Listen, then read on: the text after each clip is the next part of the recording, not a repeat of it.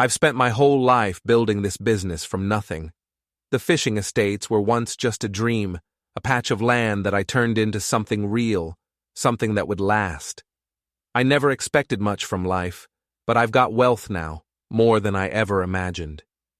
You'd think it would feel like enough, but it's not. I've always lived simply. Never cared for luxury, never needed it. My family, that's what mattered to me. That was enough. I thought it would always be enough. But now, I feel the weight of it all, creeping in like an old, unwanted friend. The years have caught up with me. The aches in my body aren't from working too hard, they're from living too long. My hands don't move the way they used to, and my breath is getting shorter every year. The truth's hard to admit, but I can't keep pretending I'm still the man I once was.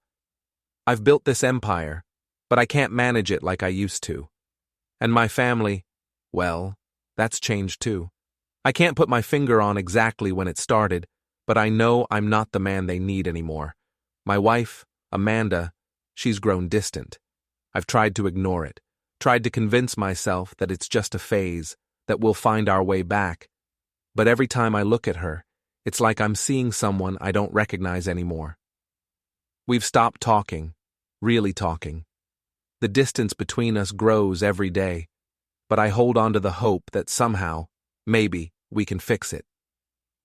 Then there's Berta, my daughter, my only child. She was once everything to me. I remember when she was little, sitting by the lakeside with me, asking questions, eager to learn about fishing, about life. She was curious, full of life. She was my pride. But now she's not the girl I raised.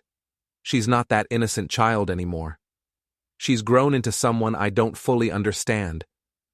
The girl I loved so much seems to have been replaced with someone more materialistic, someone who looks at me and sees only a source of wealth, not a father. I know it's not just my imagination. I see it in the way she talks about the business now, the way she talks about everything.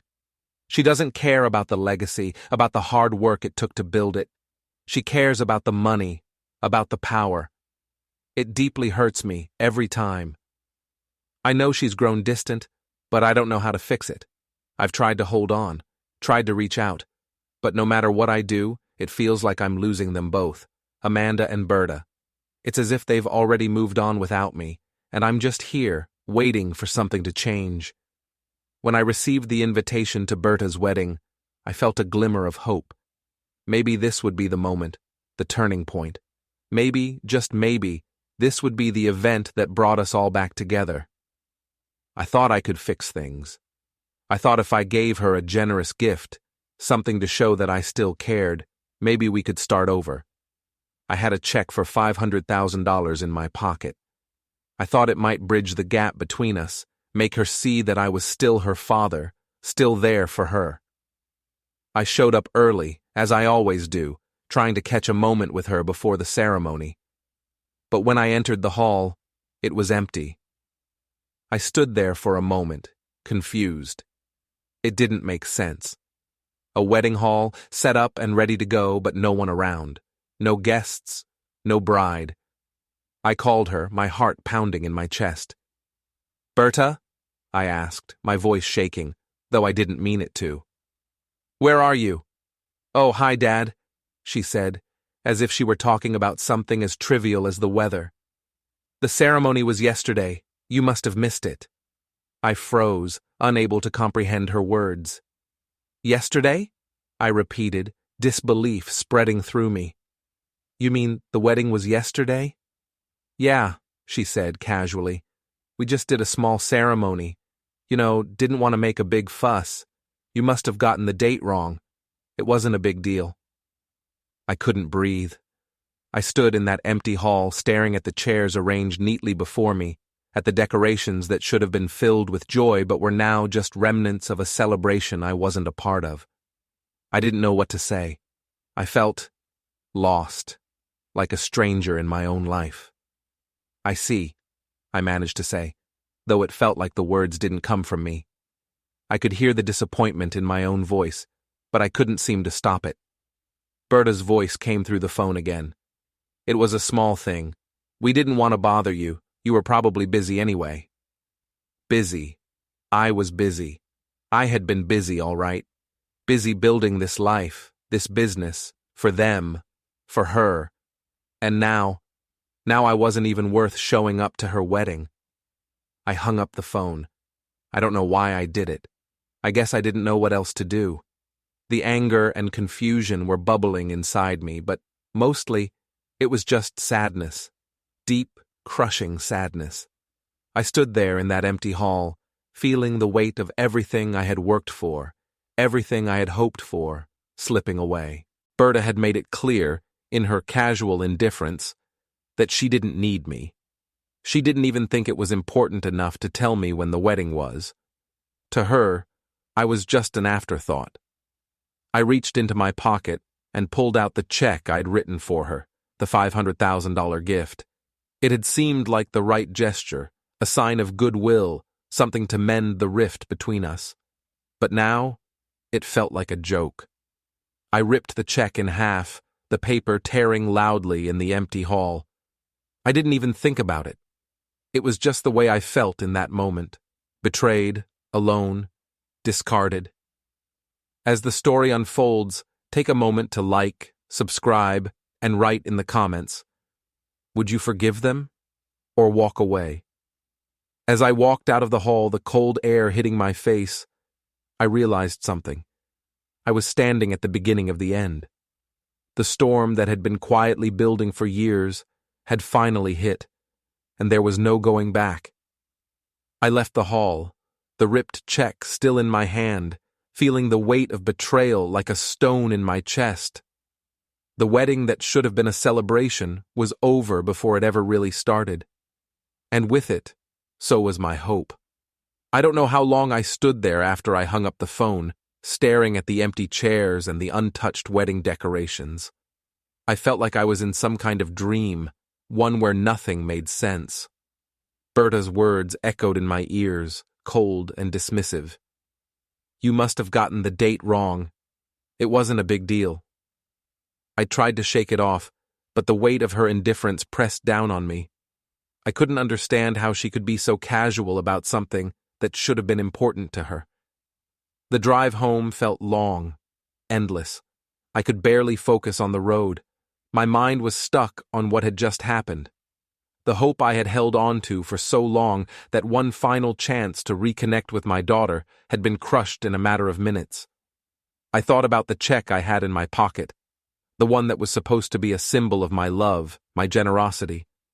I could still hear the sound of it ripping in my hands. It had meant so much to me, but now it felt like a joke, a cruel joke. I walked through the front door, the house feeling emptier than usual. Amanda was sitting in the living room, watching TV. She didn't look up when I entered.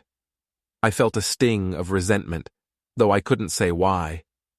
Maybe it was because she seemed so indifferent to everything that had happened. Maybe it was because I had spent so much of my life making sure she and Berta had everything they needed, and they didn't even care enough to acknowledge my presence. "Where's Berta?" I asked, my voice sounding distant, even to me. I tried to hide the hurt, but I knew Amanda could hear it. She glanced up briefly, her eyes flicking over me without much emotion. "I don't know," she said, her voice flat. "She's probably busy with the wedding stuff." I couldn't take it anymore. "The wedding's over, Amanda. It happened yesterday. I wasn't even there. I missed it." Amanda didn't react immediately. She didn't seem surprised, didn't seem to care. It was like she was hearing it for the first time, but I could tell she already knew. "Well, I'm sure she didn't mean it," she said, almost dismissively. "You know how she is. She probably just didn't want to bother you."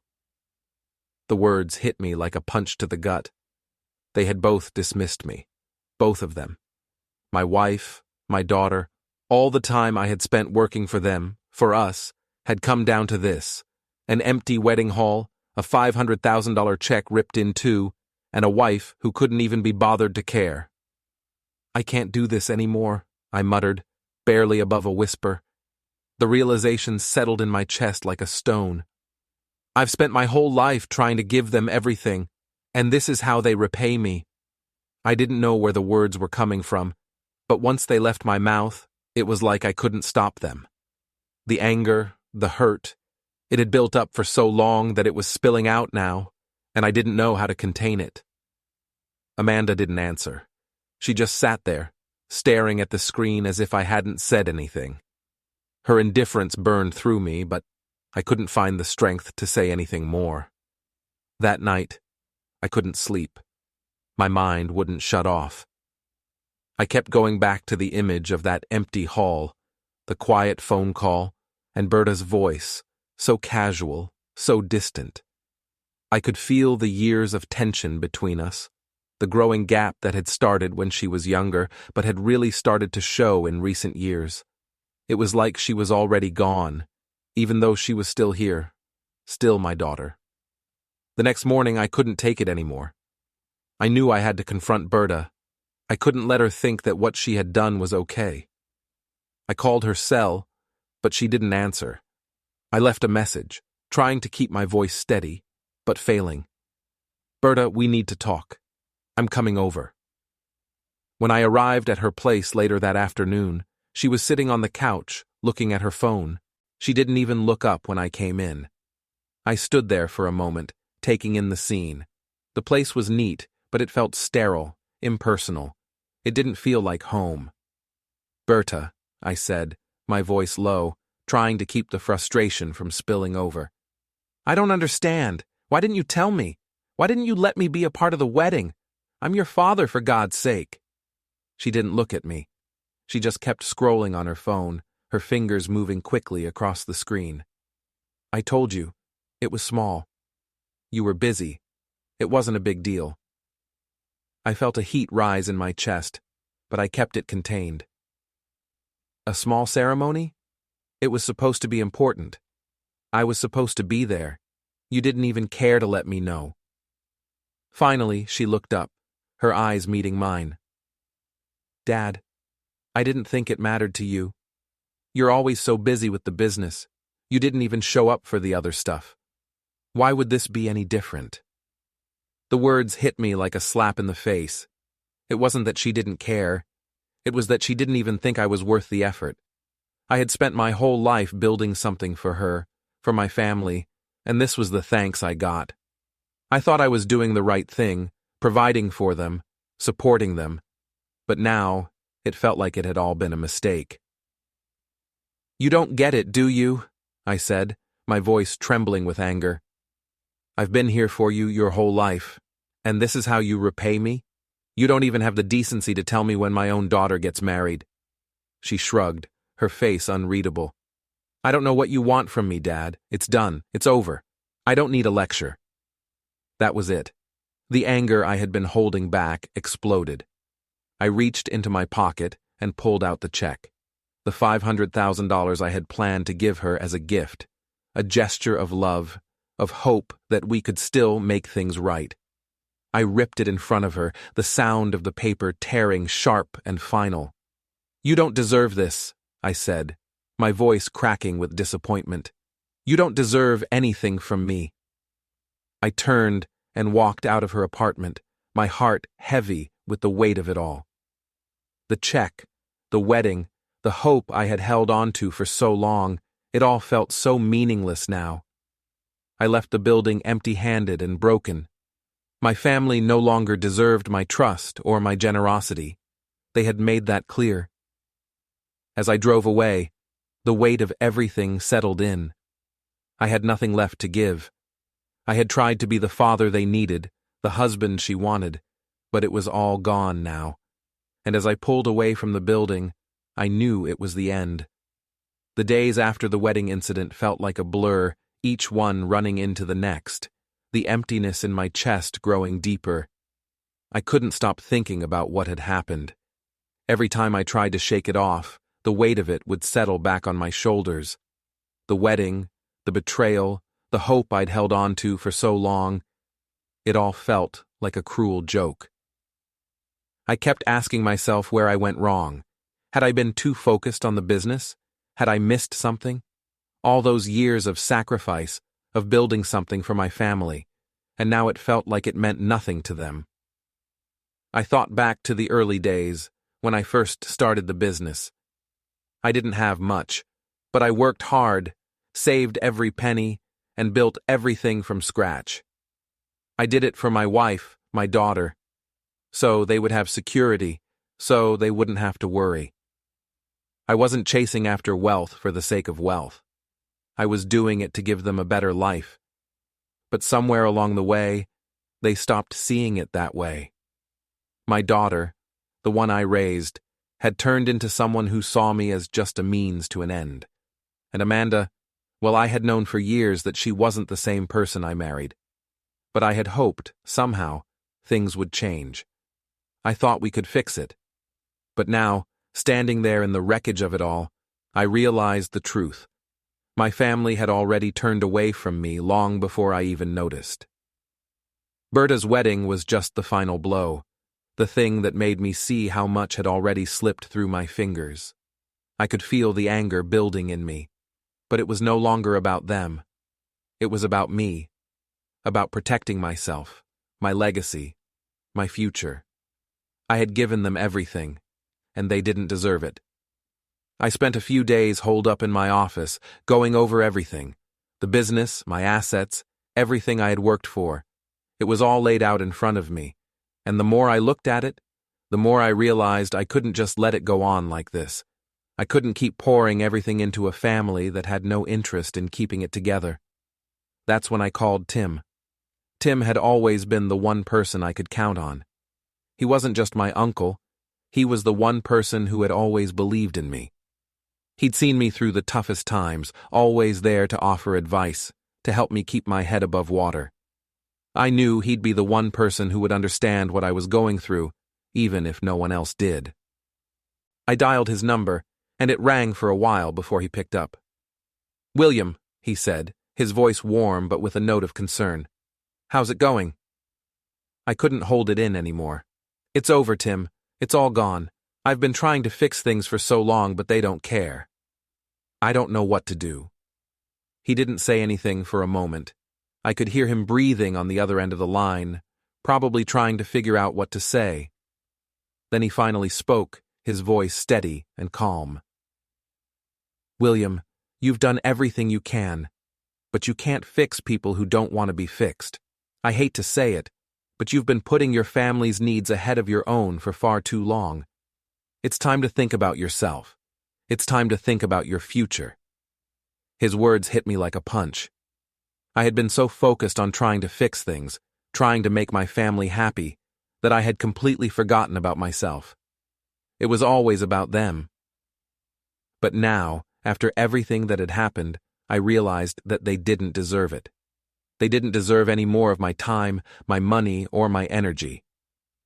Tim continued, his voice softer now. "You've worked your whole life for this. Don't let them take it from you. You've earned it." I swallowed hard. The weight of his words settled deep inside me. I knew he was right. I had spent my entire life working for this moment, and I wasn't going to let them take it from me. I wasn't going to let them destroy everything I had worked for. "I'm going to protect it," I said, my voice stronger now. "I'm going to do whatever it takes to make sure they don't get a penny of it. I've given them everything I have. Now it's time to think about myself." Tim didn't argue. He just nodded. "You've made the right choice. It's time you took control." We talked for a while longer, going over my options.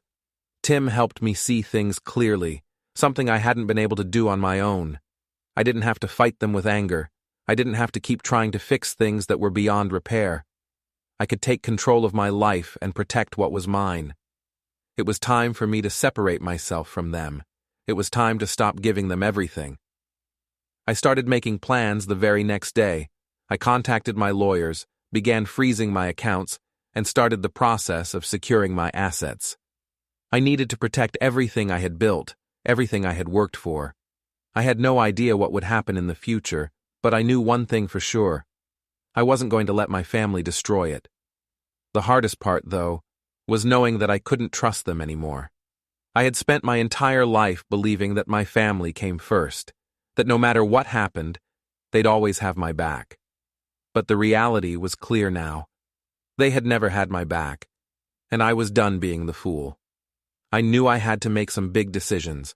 I had to sell off a portion of the business to make sure I was secure. It wasn't an easy choice, but it was the only one that made sense. I wasn't going to keep running the risk of someone taking it from me.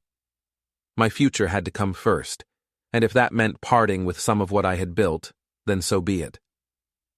I contacted potential buyers, started the process of selling the portions of the business I no longer needed. I made sure to do everything in my power to ensure the rest of my wealth was safe, tucked away where no one could reach it.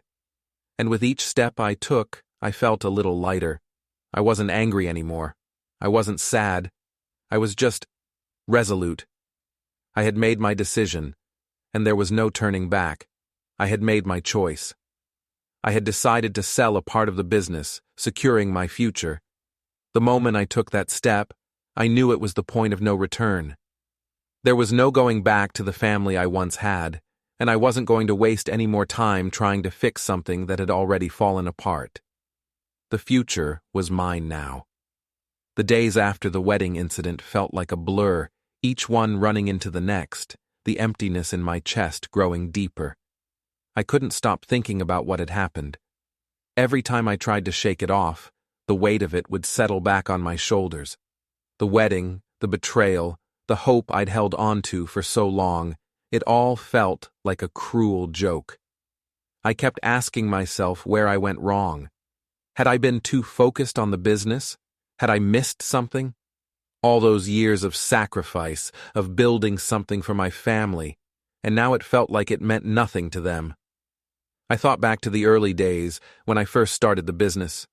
I didn't have much, but I worked hard, saved every penny, and built everything from the ground up.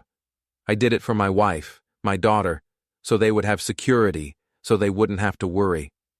I wasn't after wealth for the sake of wealth. I was doing it to give them a better life.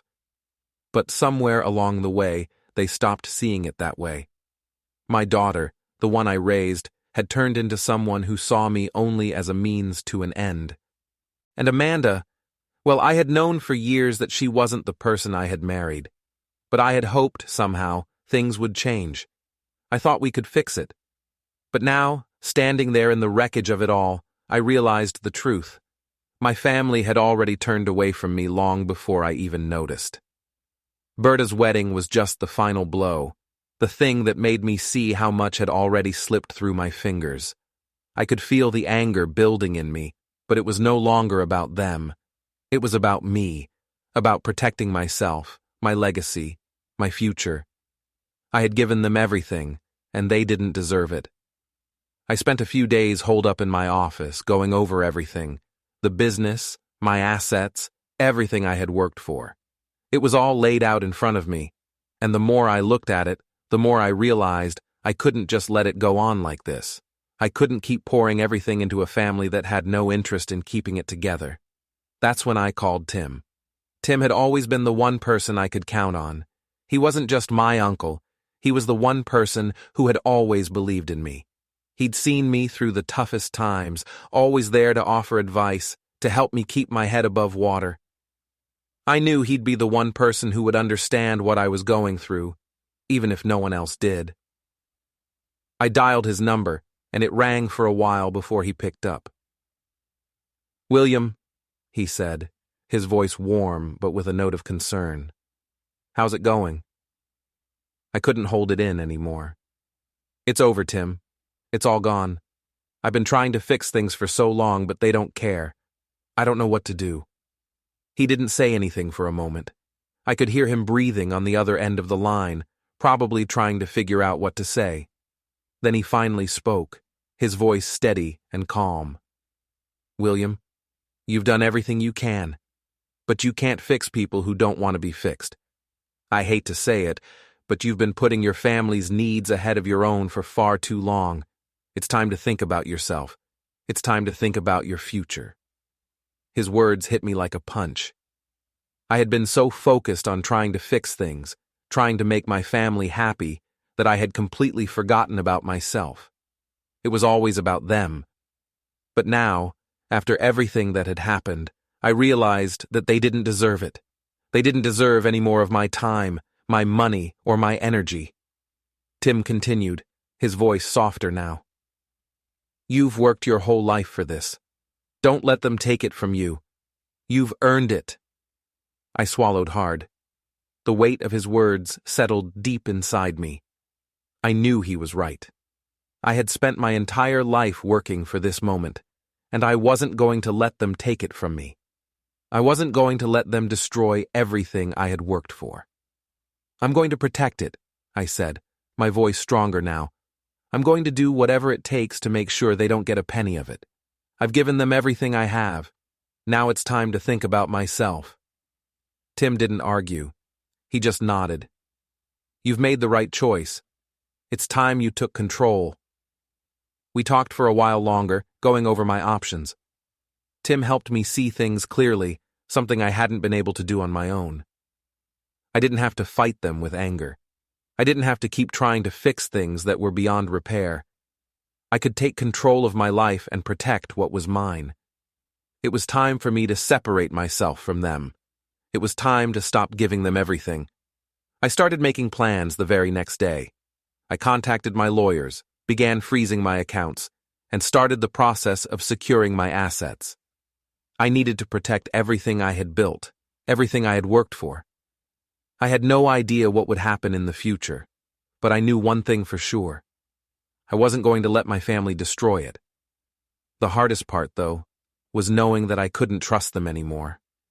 I had spent my entire life believing that my family came first, that no matter what happened, they'd always have my back. But the reality was clear now. They had never had my back, and I was done being the fool. I knew I had to make some big decisions. I had to sell off a portion of the business to make sure I was secure. It wasn't an easy choice, but it was the only one that made sense. I wasn't going to keep running the risk of someone taking it from me.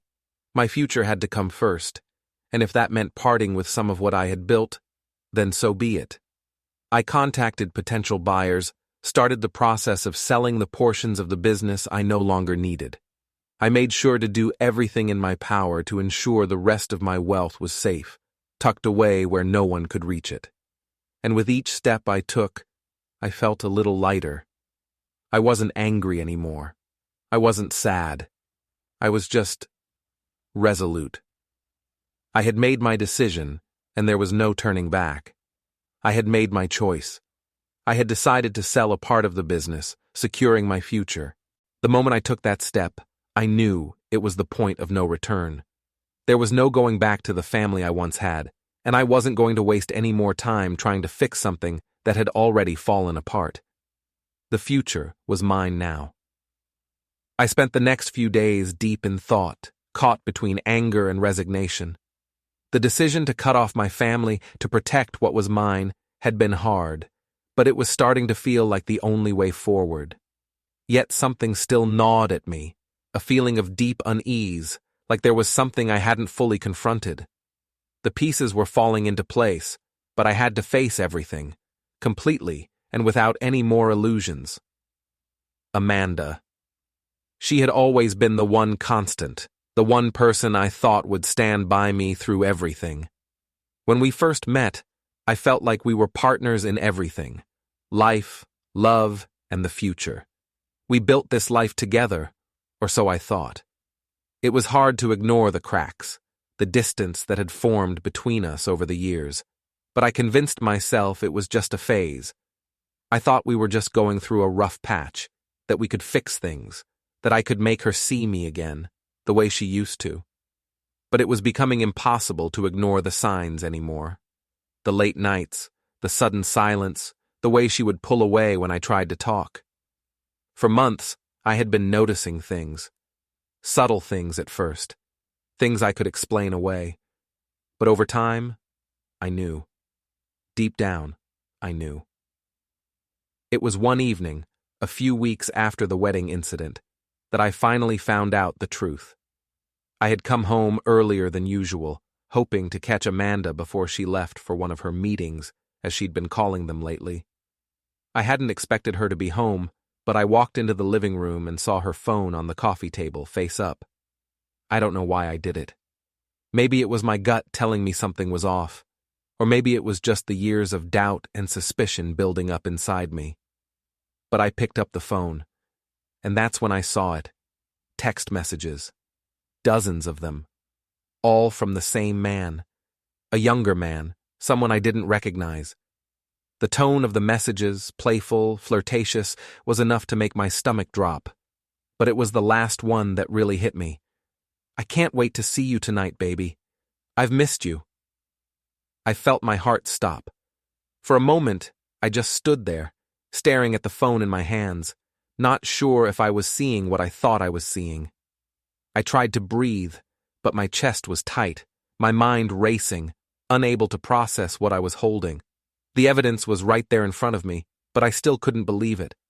Amanda had been having an affair. And the worst part? She had been hiding it from me for months. No, longer than that, probably years. I couldn't stay in that room anymore. I put the phone down and walked out into the yard, the cool night air biting at my skin. I tried to breathe, tried to clear my mind, but all I could hear was the sound of my own thoughts, spiraling out of control. My whole life, everything I had built with Amanda, everything I thought I knew about her, felt like it was crumbling beneath me. I didn't know how long I stood there, but eventually, I went back inside. The house felt different now, like a stranger's house, not the place I had lived in for decades. I knew what I had to do, but I wasn't sure if I was ready for it. I had to confront her, had to hear the truth from her own mouth. When I walked into the kitchen, she was standing by the sink, her back to me. She didn't turn around when I entered. It was like she already knew what was coming. "Amanda," I said, my voice quieter than I intended. "We need to talk." She sighed, still not turning to face me. "About what, William?" I placed the phone on the counter in front of her, not saying another word. She finally turned around, and for the first time, I saw something in her eyes that I hadn't seen in years. Guilt. But it was brief, fleeting, and then it was replaced by that same coldness, that same indifference. "What is this?" I asked, the words coming out harder than I wanted them to. "Who is this guy? How long has this been going on?" She didn't answer right away. Her eyes darted to the phone, then back to me. She opened her mouth, as if to say something, but then closed it again. Finally, she spoke. "Yes," she said, her voice calm, almost detached. "I've been seeing someone else. I've been seeing him for a while now. I didn't want to hurt you, William, but I couldn't keep lying to you." I felt like the wind had been knocked out of me. My knees almost buckled under me, but I managed to stay standing, though barely. I stared at her, unable to say anything for a moment. This wasn't happening. This couldn't be happening. But it was. "How could you?" I finally choked out, the words tasting like ash in my mouth. "How could you do this to me, to us? All these years. All the things I did for you, for this family. And you... This is how you repay me?" Her eyes softened for a moment, but the softness quickly faded. "I'm sorry, William. But I'm not the same person I was when we first met. I've changed. You've changed too. I'm not interested in being your caretaker anymore. I don't want to watch you get older. You're not the man I married, and I couldn't keep pretending that everything was fine." The words hit me like a slap, each one cutting deeper than the last. I had known deep down that things weren't right between us. But to hear her say it so plainly, so coldly, it shattered everything I had believed about our marriage. "I'm not the man you married?" I repeated, my voice trembling with disbelief. "Is that really what this is about?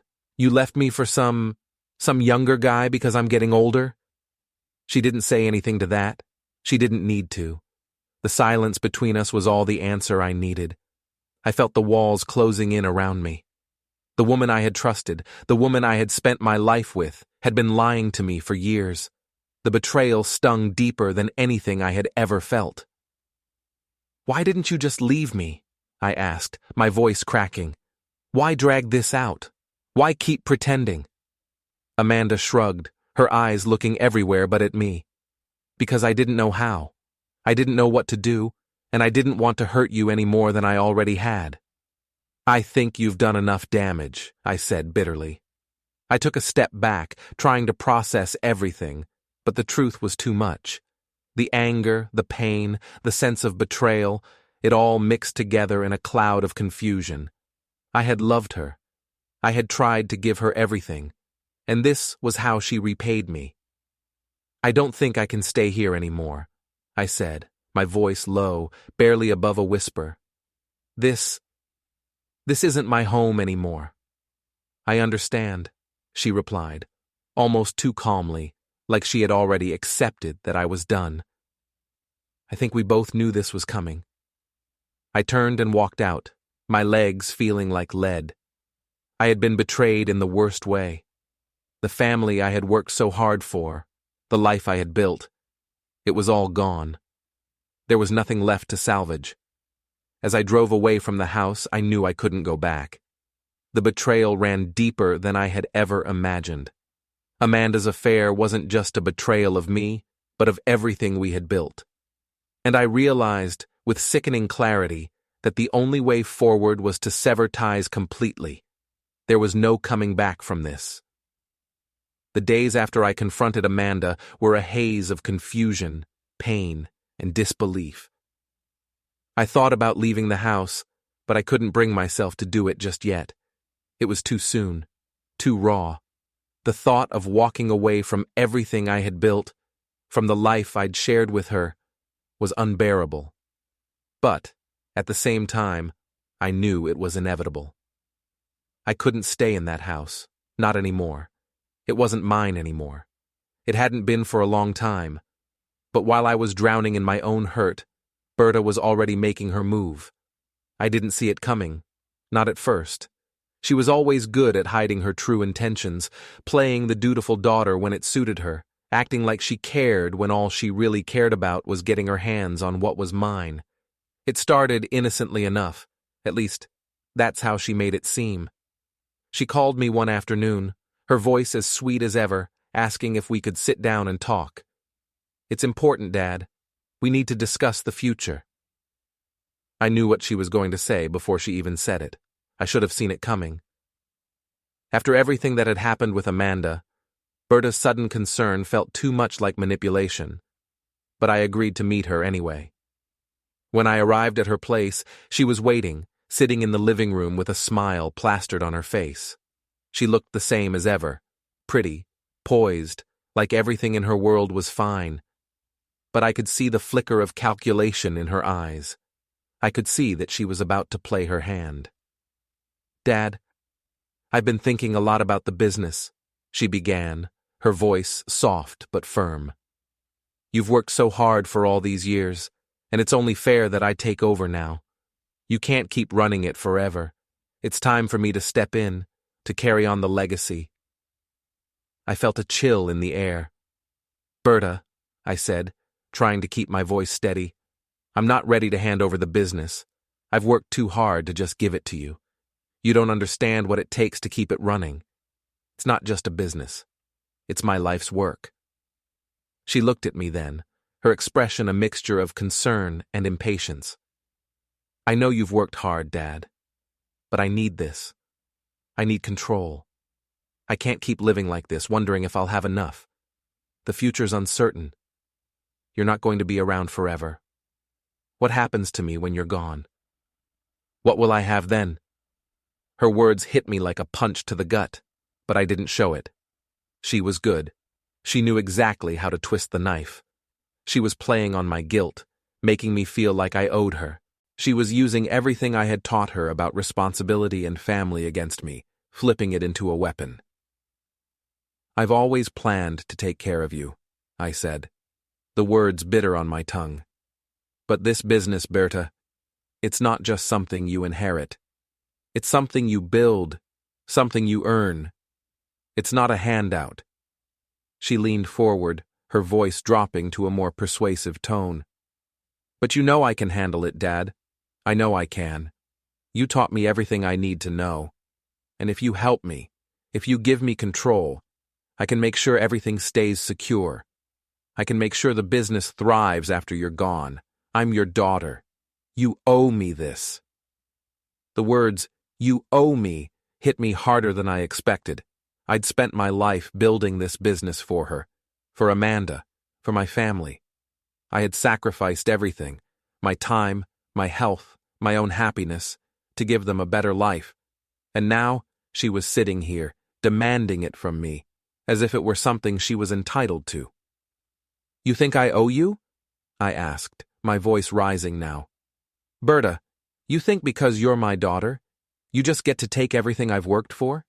You don't care about the work. You care about the money. You care about the control. You don't care about the legacy. You never did." Her face twisted slightly, the smile fading. "Dad, don't be like that. You've always told me that family comes first, that I should take care of what's mine. Well, this is mine now, too." That was the moment it hit me. She didn't see me as her father anymore. She saw me as a resource, a tool to be used. She didn't care about me. She didn't care about the years of hard work I had poured into building this business. She just saw the end game, the money, the power that came with it. "Berta, I can't give you control," I said, my voice low, cold. "I'm sorry, but I can't. You don't deserve it. You've never earned it. You're not ready. And I can't trust you with it." Her face darkened. She stood up abruptly, her hands clenched at her sides. "You don't trust me?" she snapped, her voice rising. "After everything I've done for you? After everything you've taught me, and you don't trust me?" "Everything you've done for me?" I echoed, incredulous.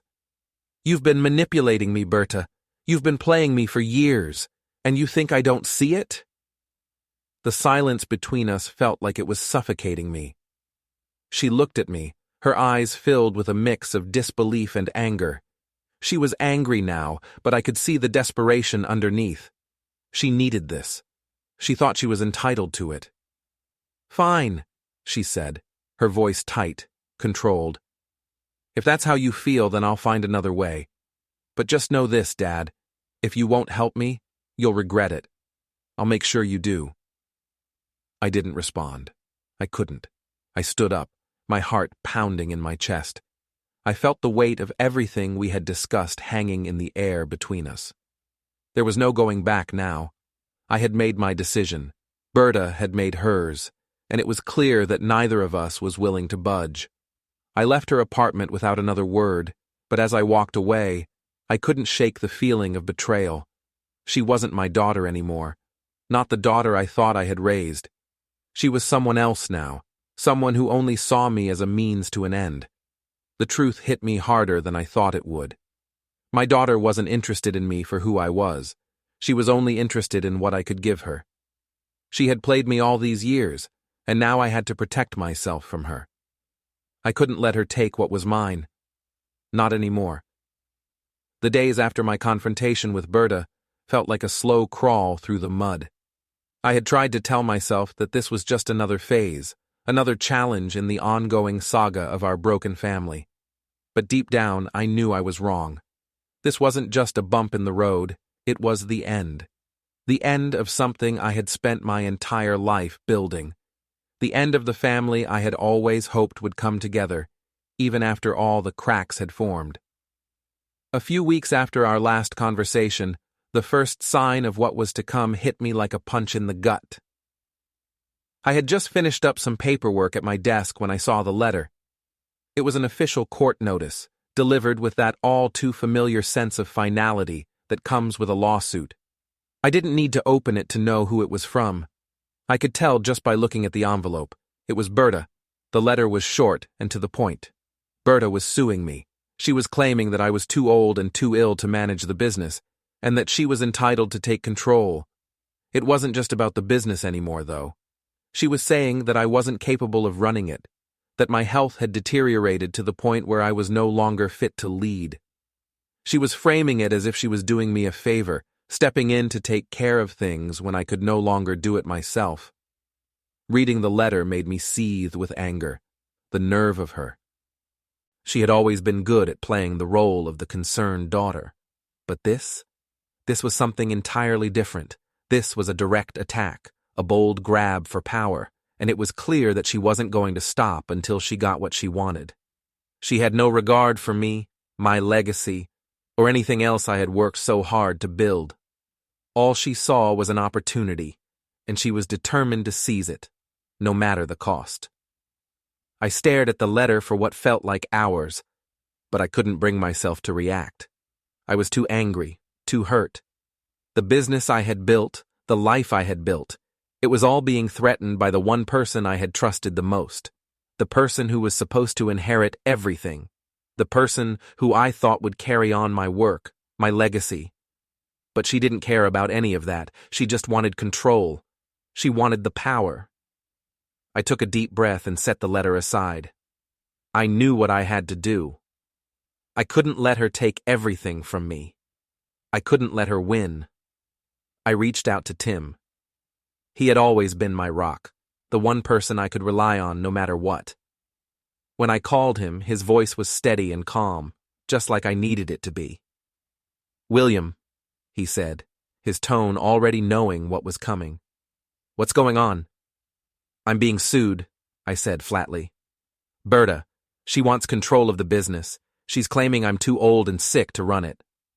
There was a long pause on the other end of the line, and I could almost hear Tim thinking. He wasn't surprised. I don't think any of us were, deep down. "Are you ready to fight this?" he asked. "I have to," I said, my voice firm. "I'm not letting her take it from me. Not after everything I've done for her, for this family." "I'll help," Tim said immediately. "I'll get you the best lawyer we can afford. We're not going to let her walk all over you." And that's how it started. With Tim by my side, I hired one of the best legal teams I could find. They were experienced, tough, and they knew how to handle these kinds of cases. It wasn't going to be easy. Fighting my own daughter in court was the last thing I ever wanted to do, but I wasn't going to let her destroy everything I had worked for. I had built that business with my own 2 hands, and I wasn't about to let her take it from me without a fight. The court proceedings were long, drawn out, and brutal. Berta's legal team was aggressive, pulling out every trick in the book to paint me as incapable, as someone who had outlived his usefulness. They had no respect for the work I had done, no understanding of the history of the business. It wasn't about what I had built, it was about what they could take. Every day in court felt like a battle. I would sit there, listening to Berta's lawyers tear apart everything I had done, questioning my health, my ability to manage the company, making it seem like I had nothing left to offer. They even had doctors testify that my health was deteriorating faster than I was willing to admit, painting me as a liability to the business. But I didn't back down. I couldn't. Every time they tried to tear me down, I held my ground. I wasn't going to let them win. Not like this. Tim was by my side every step of the way, giving me the strength I needed to keep fighting. He knew how hard this was for me. He knew how much it hurt to be dragged through the mud by my own daughter. But he also knew that this was my only chance to protect everything I had worked for. He reminded me that I wasn't just fighting for myself, I was fighting for my legacy. The more I sat in that courtroom, the more I realized something important. Even if I won, nothing would ever be the same. My family was broken beyond repair. Berta wasn't the daughter I had once known. Amanda wasn't the woman I had married.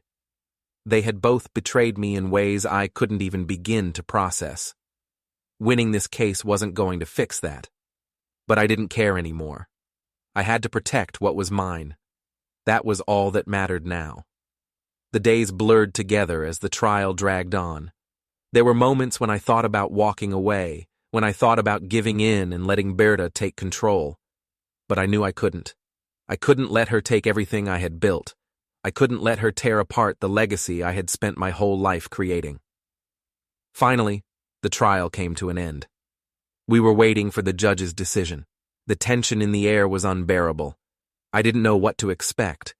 Part of me wondered if I was already too late, if my family had already slipped away from me forever. But I wasn't ready to give up. When the judge finally spoke, I was relieved to hear that I had won. The court ruled in my favor, deciding that I was still capable of managing the business and that Berta's claims were without merit. But even as the words sunk in, I knew that this victory wasn't what I had hoped for. Winning this case hadn't fixed anything. It hadn't brought my family back together.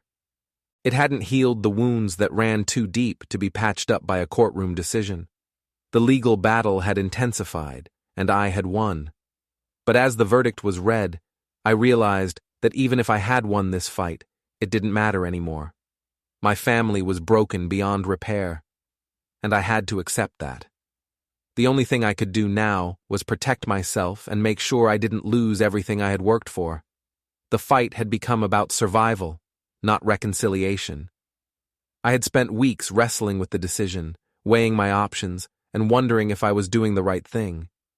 But in the end, I knew it had to be done. There was no going back now. I called my family together for what I knew would be a final conversation. I could already feel the weight of it all pressing down on me. The years of betrayal, the years of sacrifice, the years of trying to fix things that were beyond fixing. They had made their choices, and now it was my turn to make mine. I had no illusions left. My family had turned their back on me, and it was time for me to do the same. I didn't want to do it. I didn't want to stand in front of them and break the news. But I knew I had no choice. So I called Berta, Amanda, and Tim. I told them to meet me at the house. I needed to talk to them. They all knew something was coming, but none of them knew what exactly. When they all arrived, I stood in the living room, the room that had once been the heart of our family. It felt like a stranger's house now, cold and empty. I could feel the tension in the air as they all sat down, waiting for me to speak. Berta was the first to break the silence, her voice filled with a hint of impatience. "Dad, what's this about? You've been acting weird lately. What's going on?" I didn't answer her immediately. I just looked at her, looked at all of them. The family I had given everything to, the family that had taken and taken and taken until there was nothing left to give. "I've made a decision," I said, my voice steady, though it was hard to keep it from cracking. "I'm selling off the majority of the business. You won't get a cent, not a penny. I've worked my whole life for this, and I'm not letting any of you take it from me." There was a long, stunned silence. I could see Berta's face twist into something I couldn't quite read. Anger, disbelief, maybe a little bit of both. Amanda sat there, not saying a word, her eyes cold. Tim, standing off to the side, seemed the most calm, but even he couldn't hide the shock on his face. "What do you mean you're selling it?" Berta demanded, her voice rising.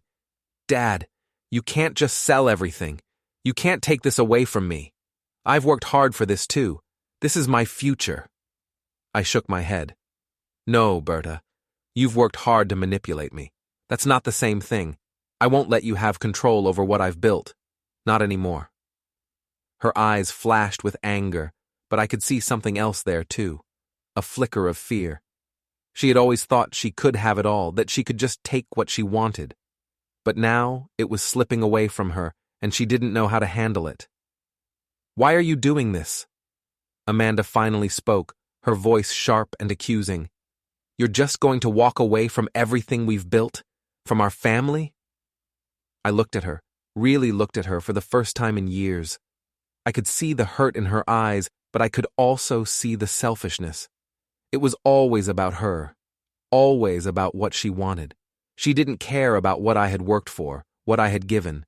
She cared about what she could take. "I'm doing this because I've given you everything, and it's never been enough. I've given you my time, my health, my life, and for what? So you could turn on me?" I shook my head, the bitterness rising in my throat. "I'm done. This is my final decision." Berta opened her mouth to argue, but I cut her off. "No, you don't get to argue with me anymore. You've made your choices, and so have I." The room was silent again, except for the sound of Berta's breathing heavy with frustration. It was clear she wasn't going to let this go easily, but I wasn't going to back down. I had already made up my mind. Then, just as the silence started to feel unbearable, I spoke again. "There's one thing I'm going to do," I said, my voice quieter now. "I've opened an account for your future child, Berta, if you ever have one. I'm setting aside money for their education. That's it. That's all you'll get from me." Berta's face twisted in disbelief. "What?" she spat. "You're going to give me money for a child I don't even have? That's ridiculous." I felt a flash of anger, but I kept it in check. "It's not for you, Berta. It's for the child. If you have one, they will get it when they turn 18. Until then, the money will sit there. They can use it for their education or whatever they need. But you won't get a penny, not a dime." Her anger turned into something darker, something desperate. "You can't do this, Dad. I've been your daughter. I've done everything you asked. You owe me this." Her voice was shaking now, but the accusation was still there, sharp and accusing. "I owe you?" I repeated, my voice cold. "You've never earned anything from me, Berta. You've manipulated me, used me for your own gain. And now you're going to learn what it feels like to lose it all." She didn't say anything after that.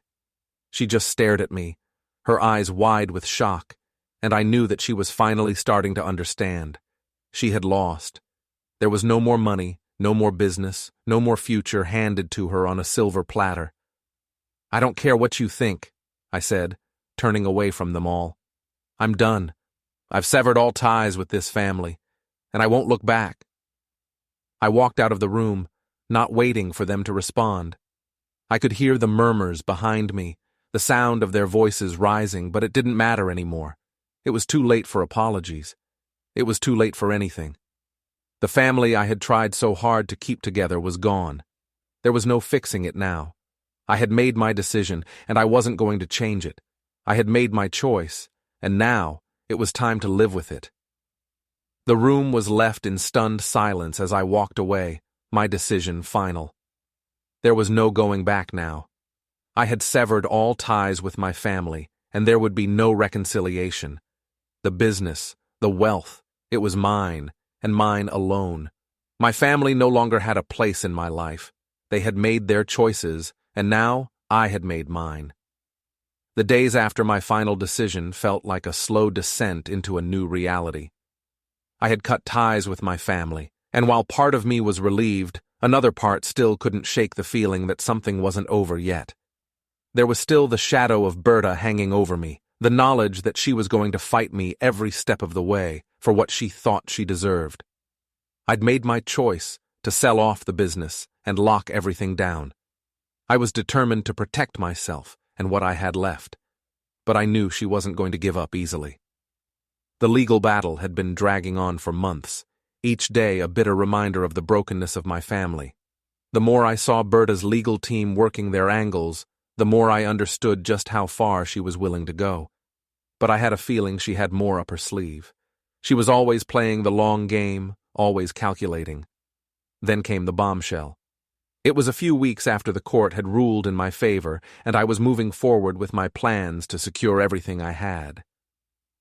I had been busy with the sale of the business, making sure everything was legally handled, when I received a call from Berta. She wanted to meet. I wasn't surprised. She had a way of showing up when I least expected it, as if she was still trying to keep a hold on what she thought she was entitled to. I agreed to meet her, though I didn't know what to expect. I didn't think I could be surprised anymore. I had already heard all of her manipulative tricks, or at least I thought I had. But when I saw her standing outside the cafe where we agreed to meet, there was something different about her. She wasn't the same cold, calculating woman I'd been dealing with for the past few months. She looked vulnerable, almost. She was standing a little straighter, but there was a weariness in her eyes that I hadn't seen before. "Dad," she said quietly when I walked up to her, "we need to talk. It's important." I didn't respond right away. I was already bracing myself for whatever she had planned. I had nothing left to give her, and I wasn't about to let her manipulate me again. But I had to hear her out, if only to make sure she understood that there was nothing she could do to change my mind. "What is it, Berta?" I asked, my voice flat. "What's so important?" She took a deep breath, like she was about to say something heavy, something that would change everything. "I'm pregnant," she said, her words falling heavily between us. For a moment, I didn't know how to respond. I had been expecting another attempt to manipulate me, but this was different. I could see the sincerity in her eyes, the way her lips trembled as she spoke. And yet, despite the initial shock, something inside me remained unchanged. I knew this wasn't going to change anything, not after everything she had done. I stared at her for a long moment, trying to process what she had just said. A child. A baby. The thought struck me with a mixture of disbelief and frustration. She was using this now, just like she had used everything else in her life to get what she wanted. It didn't take long for the reality to set in. She was going to try to use this pregnancy as leverage to manipulate me once again. I had to fight the anger that was rising inside of me. I had worked too hard to let this new development sway me. "What does that have to do with the business, Berta?" I asked, my voice low but firm. "You think just because you're pregnant, I should hand everything over to you? You think a baby is going to change anything?" Berta bit her lip, a desperate look in her eyes. "Dad, I'm telling you this because I need your help. I need financial security. I need the business. My child needs the future you promised me. You can't leave me with nothing. You can't leave your grandchild with nothing." I felt a wave of frustration wash over me, the kind of frustration that comes from years of trying to fix something that can't be fixed. She had used every excuse in the book to get what she wanted, and now she was using an unborn child to try and manipulate me again. It wasn't going to work. "No, Berta," I said firmly. "You're not going to use your pregnancy to guilt me into handing over what's mine. The decision I made is final. It doesn't matter if you're having a child. You don't deserve anything from me, and neither does your child. I've already made provisions for them, in a way that protects my legacy. But you will not get the business. Not now. Not ever." Her face twisted in anger, and I could see the frustration in her eyes. "You're being unreasonable, Dad. This is your grandchild we're talking about. You don't even care enough to help me. After everything I've done for you, after everything I've given you, this is how you repay me?" I took a deep breath, trying to keep my composure. "What you've given me, Berta, is nothing but manipulation. You've never cared about me, about what I've built. You care about the money, about the power, and now you think you can use your child to get it? You're wrong. I'm done." She stood there, her face red with anger and hurt, but I knew in that moment that nothing I said or did would change her. She had already made her decision, and so had I. "I've opened an account for your child," I said, my voice steady. "I've set aside money for their education, for their future, but that's all. That's all they'll ever get from me. You'll get nothing. I've made sure of that." Her face twisted into something I couldn't recognize, a mixture of rage and disbelief. She opened her mouth to argue, but I held up my hand. "It's done, Berta. There's nothing more to say. I'm not changing my mind." She didn't speak for a moment. Then, in a quiet, trembling voice, she said, "You're just going to walk away from your own grandchild?" "Your child will have what they need," I said, looking her in the eye. "But you will not use them as a way to get what you want. You've made your choices. I've made mine."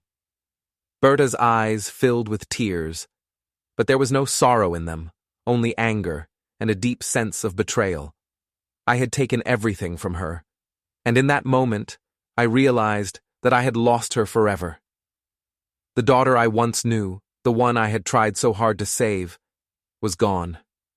In her place stood someone I didn't recognize. "I'll never forgive you for this," she whispered, her voice breaking. But I didn't respond. There was nothing left to say. Berta stood there, her anger simmering, but I knew she wouldn't change my mind. Her final attempt to manipulate me had failed. She wasn't going to get what she wanted. And I was finally at peace with my decision, knowing that nothing, not even her child, could sway me now. I had severed all ties, and there was no going back. The days leading up to the court's decision felt like a weight bearing down on me, heavier with every passing moment. Each day I went into that courtroom, I had to steel myself against the lies, the manipulations, and the games my family played to try and take what was mine. The legal team Berta had hired didn't let up for a second. They twisted everything, tried to paint me as incapable and too old to run the business. I sat there, listening to their words, knowing that this was a fight for more than just my money. It was a fight for my legacy, my life's work. And if I lost it, there would be nothing left of me.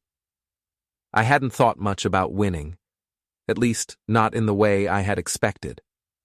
A small part of me still wanted things to be different, still wanted a chance to make amends, to reconnect with my daughter, even if it meant swallowing my pride.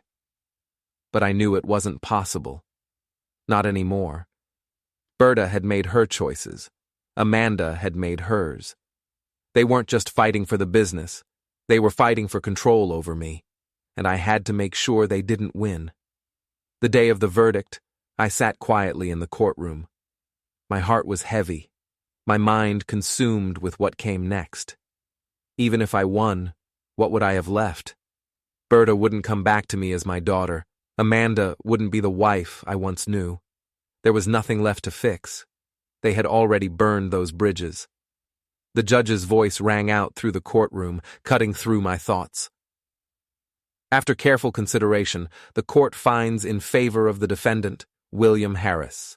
The claims made by the plaintiffs, Berta Harris and Amanda Harris, regarding control of the business and the estate, are hereby dismissed.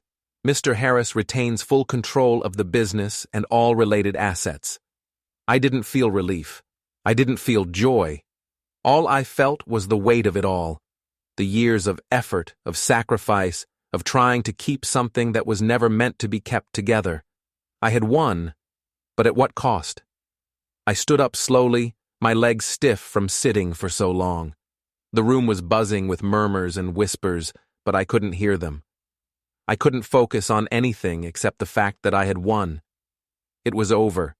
I had retained control of everything, but at the same time, I had lost everything. My family was gone. The ones I had fought for, the ones I had worked for, gone. The emptiness of it hit me like a punch to the chest.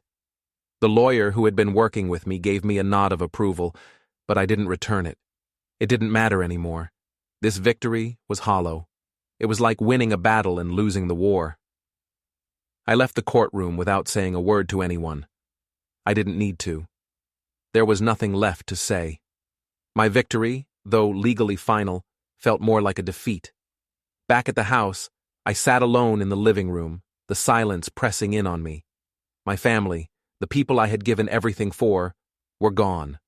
I had severed ties with them completely. Berta, Amanda, Gloria, they had lost. And now, I was left alone, with nothing but my own thoughts. The business was still mine, but it felt more like a prison than anything else. A few days later, I heard from them.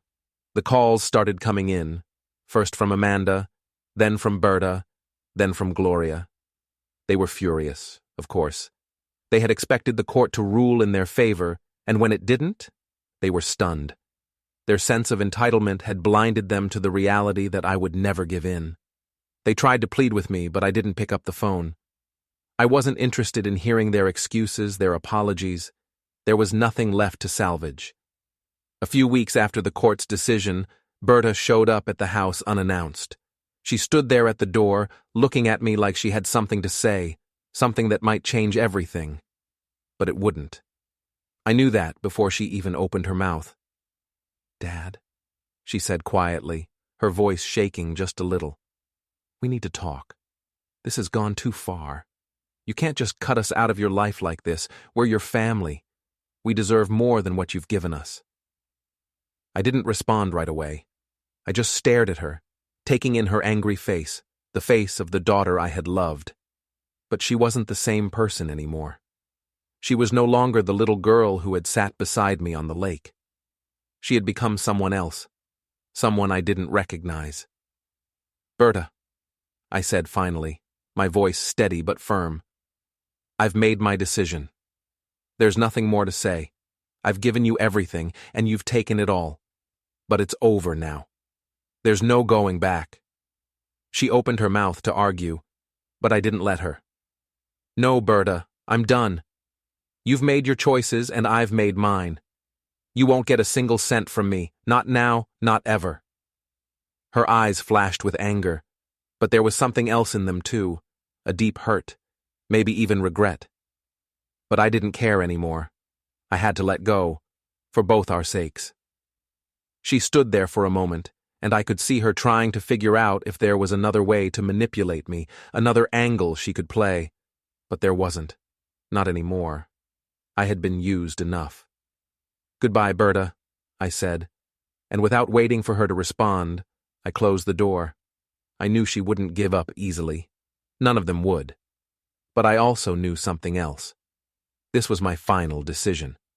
My family was gone, and I wasn't going to waste any more time trying to fix something that couldn't be fixed. They had shown me who they really were, and I couldn't unsee it. The phone calls stopped after that. The angry messages, the pleading, the demands. It all came to a halt. And though it hurt more than I cared to admit, I felt a strange kind of peace settling in.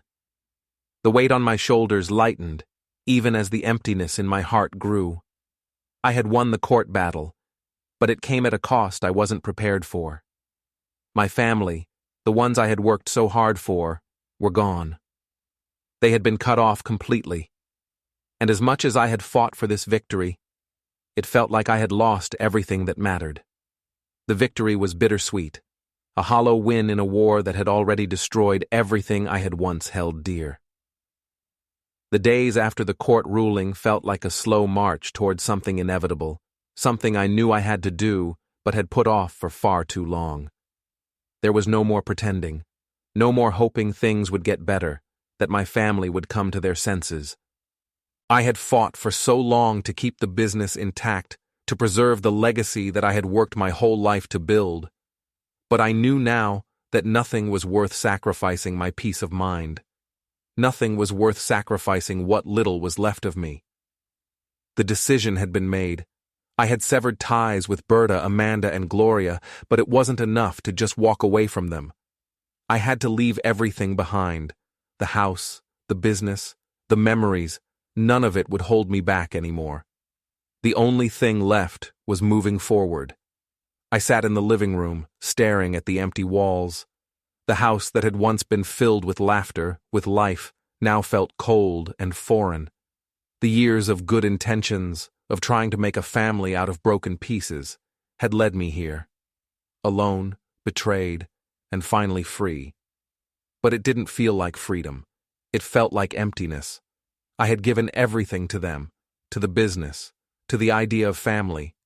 But the truth was, they didn't deserve me anymore. They didn't deserve my generosity, my sacrifice. Berta had proven that time and time again, and Amanda had shown me a side of her I could never unsee. I had already made my mind up about leaving it all behind. I had taken steps to ensure that the business would be sold off, that the money would be secured.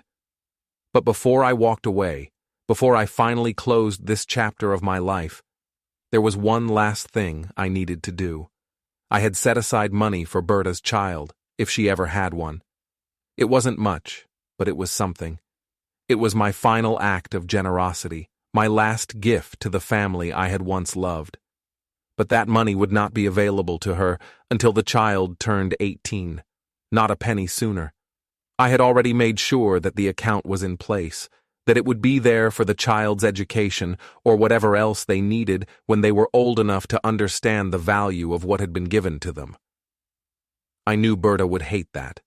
She would probably hate me even more for it, for thinking that I could still control her life from a distance, for setting the terms on something that she had assumed was hers. But that wasn't my problem anymore. My problem was walking away from the wreckage and moving forward, no matter how hard it was. I called Berta and Amanda that afternoon, the two of them still reeling from the fact that they had lost the battle. I knew they wouldn't be happy to hear from me, but I needed to make sure they understood. I needed to make my decision final, to remind them one last time that there was nothing left for them. "I've made arrangements," I said, when Berta answered the phone. Her voice was thick with anger, as expected. She hadn't taken the news well. "The money I set aside for your child will be there when they turn 18. But not a cent until then. Don't even try to come back and ask for it before then. I've made sure it's locked away." There was a pause on the other end of the line. I could practically hear her fuming, the rage simmering in her voice. "You think you can control everything, don't you? You think you can just give me a little charity and call it a day? You have no right to make decisions for me or my child." "You've made your decisions, Berta," I said calmly, my voice barely above a whisper. "And I've made mine. I've given you everything I could, and I've given you this too, even though you don't deserve it. But there's nothing else for you. You won't get a penny from me. Not now, not ever. The business is mine, and that's the way it's going to stay." I hung up before she could respond. I didn't need to hear her excuses, her anger, her accusations. I had already heard it all before, and I wasn't going to listen to it anymore. I called Amanda next. The conversation was short, as I knew it would be. She didn't try to plead with me, didn't beg for another chance. She had already made her feelings clear over the years, and now it was too late for anything to change. "I'm leaving, Amanda," I said, my voice steady. "I'm done with this family. I've made my decision, and I'm walking away." There was a long pause on the other end of the line. I could hear her breathing, but I didn't expect her to say anything. I didn't need her to say anything. I had already heard all the words she would never say. "I'll take care of everything from here," I said, cutting the silence. "The money for Berta's child is set aside. You'll get nothing more from me. I'm done. This family is done." I hung up before she could respond. There was nothing left to say. I had made my peace with it, and now I was free. Free of the manipulation, the lies, the betrayal. Free from the people who had once been my family, but had turned into strangers.